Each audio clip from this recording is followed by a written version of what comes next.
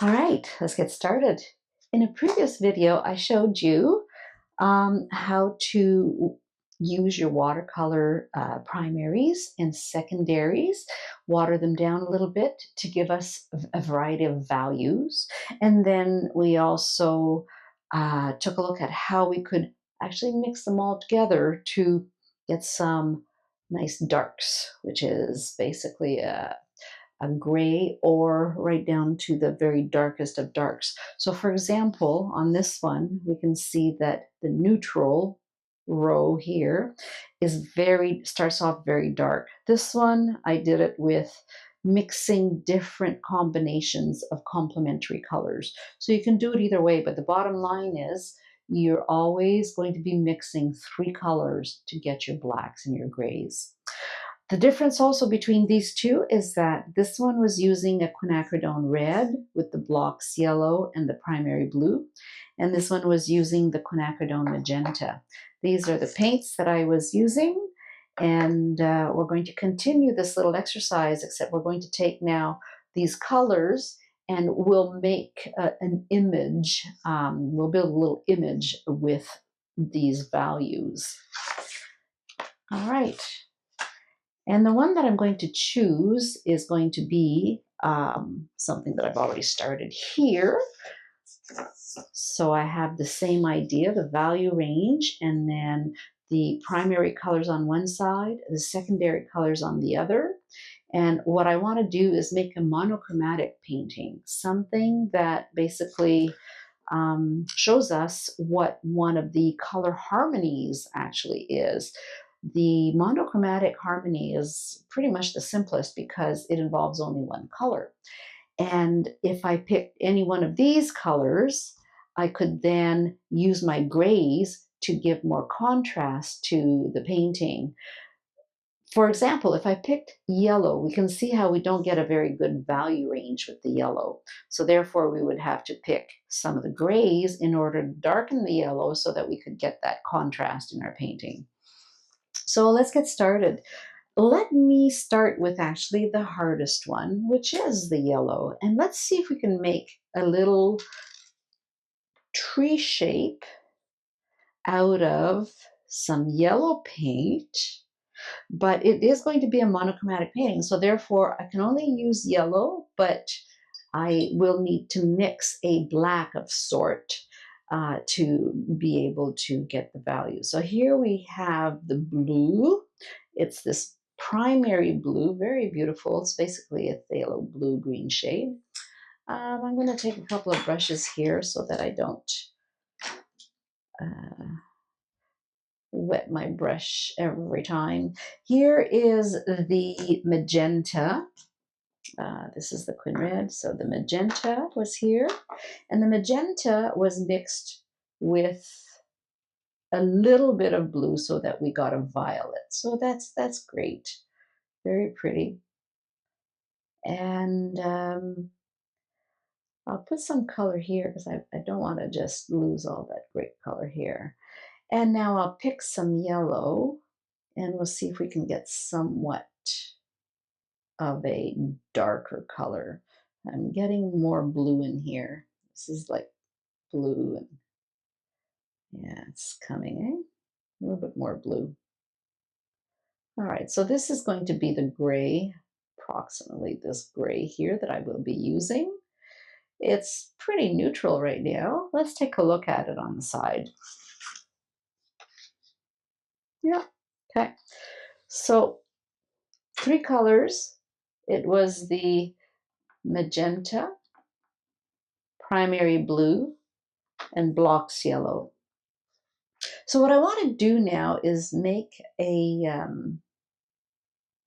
painting of a tree, but if I pick yellow, it's pretty much going to be a very light colored tree. So let me just rinse my brush and let's go to the yellow, pure yellow. So I have this value up to here, which is out of the tube. So out of the tube is going to be my very strongest color here. and it's not really going to be very strong. So we have to realize that when we paint a yellow tree, only yellow, monochromatic yellow, it's not going to have a lot of value. But let's start anyways. I'm going to put a little bit of, spray just a little bit of water on here, just to make the paint move around a bit. Okay, and now I'm going to place some of those yellows in here. Now, when you're doing your trees, think about shapes that are round and circular, large, medium, small. So I've got something maybe on the smaller side over here, and down here, something a little bit bigger, couple of little shapes. Remember that your tree is in your head. It doesn't matter what it looks like. You're the designer. You're going to do whatever you want to do, and nobody's going to tell you it's right or wrong. Okay, so I pretty much have all one value here, which, yeah, it's pretty much just the color that it is out of the tube. So I'll just lighten some of these little areas up over here. I'm just lifting some color with my brush, taking some of that color off because I'm just trying to get some of those intermediate colors over here. Now you see that it just sort of fades off into the one side. So when I'm looking at creating something, just anything, I'm always looking at shading a part of it. And so that's where our gray comes in. I'll take some of that gray and mix it with my yellow. And I'm going to use that to do some shading on one side of the tree. And I use this direction simply because I'm imagining that there's a light coming from the top right-hand corner for my purposes. And that's going to be my darkest, or my lightest area is going to be from the top coming down. And on the left here, I'll have at the bottom of these shapes, I will have a little bit more contrast. So this is basically just the foliage of a tree. All right, so it doesn't do much yet.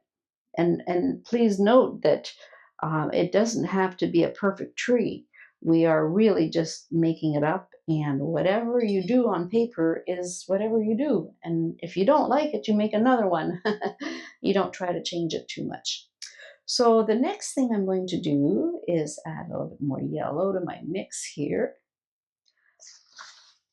And I'll go and get more of that nice dark that I made.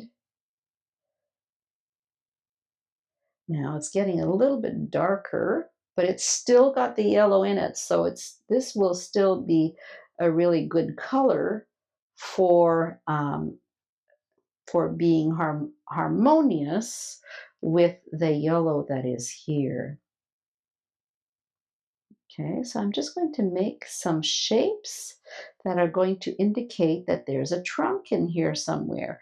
And what I'm doing, remember you saw how I left some gaps in the foliage.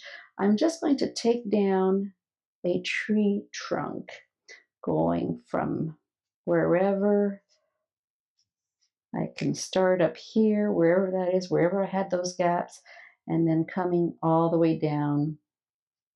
It feels like it's coming in between the tree foliage and it's making its way down to the bottom.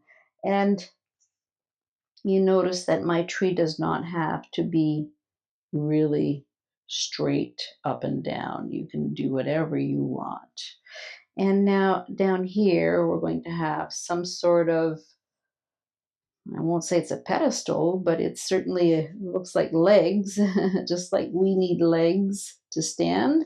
Trees need roots, a root base, and then a thicker trunk at the bottom to hold all that weight. Okay, and if you want to add a couple of little roots down here, just curve them out. They're like little limbs, they're really just little shapes, like little feet, if you want to think of it that way. Now, in between here, I will just make some joins. I have the trunk over here, and it's got a nice little circle here of color, of lighter color. So I'll make as if there's a branch going to it. And this one is a little bit bigger, so I'll make maybe a couple of branches. And notice how much color I've used for all this. It certainly isn't a lot, right? It's going to be the yellow and a little bit of gray. Now, I would probably let this dry, but because I want to do this all in one shot on a video, I'll go get some more black here. A little bit more of that black. Getting a little bit grayer, but let me see if I can make more black. So blue, red,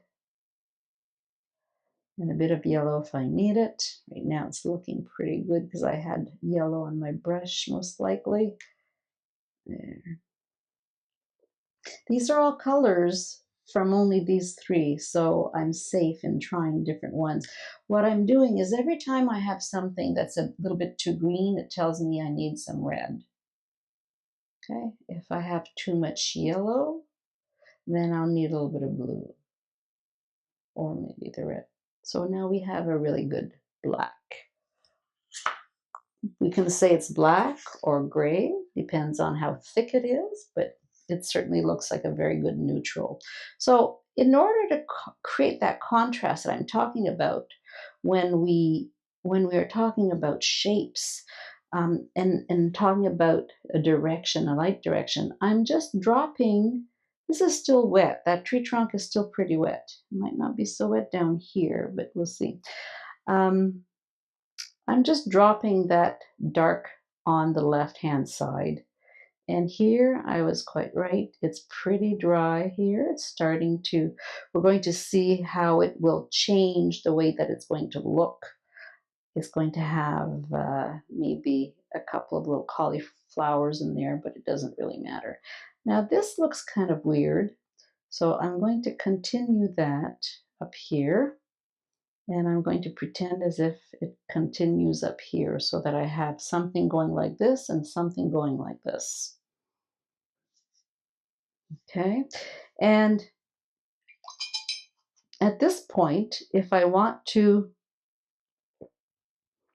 add more darkness around the bubbles of bunches of leaves, I would wait till it dries because right now it's semi-dry. And the reason that I know that is because on these shapes, the shine of the water on paper is not there anymore. Here, the shine is still there. So I could do different things here and here and here, but here also the shine is gone.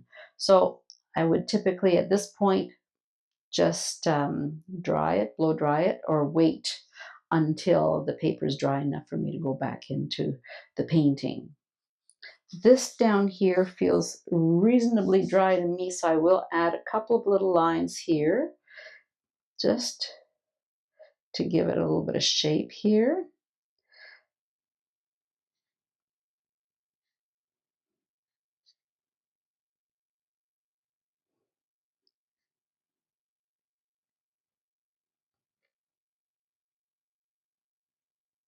All right, and under here, which is underneath the foliage, and maybe taking a little bit of the yellow and adding some sort of a line here to indicate that that tree is actually on solid ground.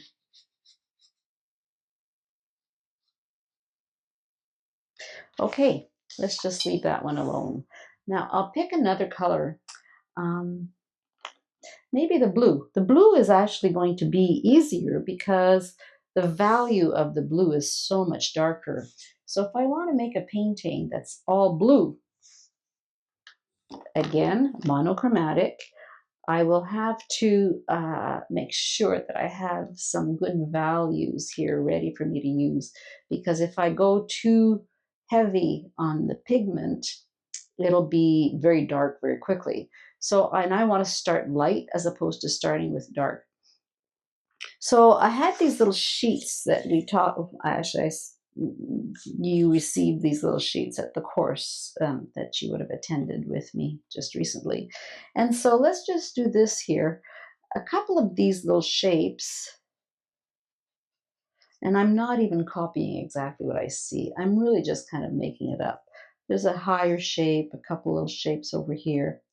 And all I want to do is maybe a couple more here. But this here is really about the trunks, the tree trunks. I'm making it bigger also because I have a lot of paper here I can use. Now let's plan where this tree trunk is going to be. So let's say I have one that comes all the way down here. And then I have another one, it's a little bit thicker. And you see I'm using some slightly heavier paint. But make sure you have enough water on your brush to carry you all the way down.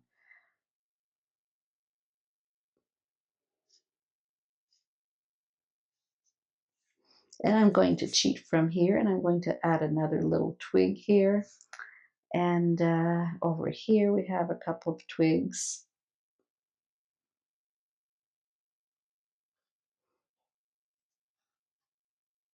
So right now I have some very dark blue on the trunk and some medium values on the tree at the top, the leaf shapes. And down here, I'll make some grasses.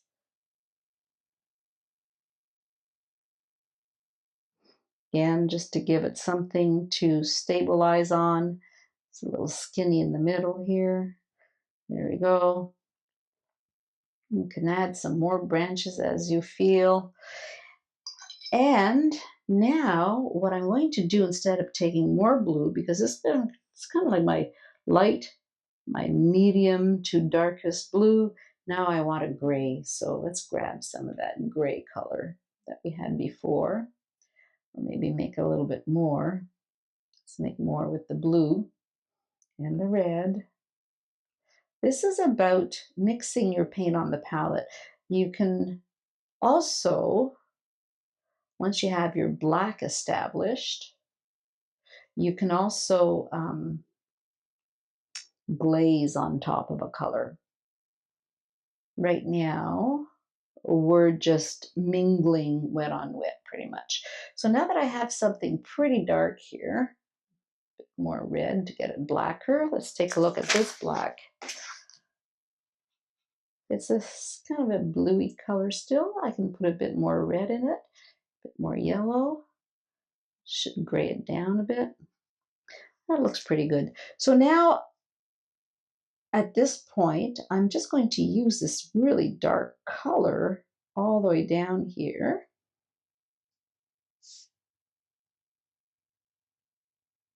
To give contrast to my shape.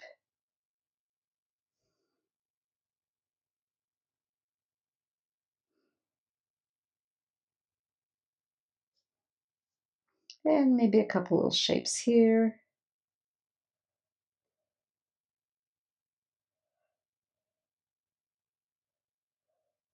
All right. I have three values. I have the lighter value here, the medium to darker blue here, and on the edges, I have some very dark shadows that indicate that there's contrast and that there's a sun direction coming in here. Okay.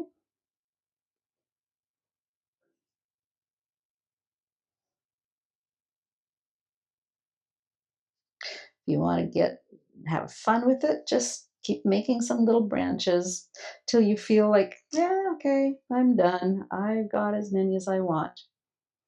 Your choice. All right. So this is called monochromatic. This is yellow and this is a blue monochromatic. And there really isn't any other color other than the colors that we mix to get the blacks and the grays. And that is not any of these colors. It's these colors. All right. So use a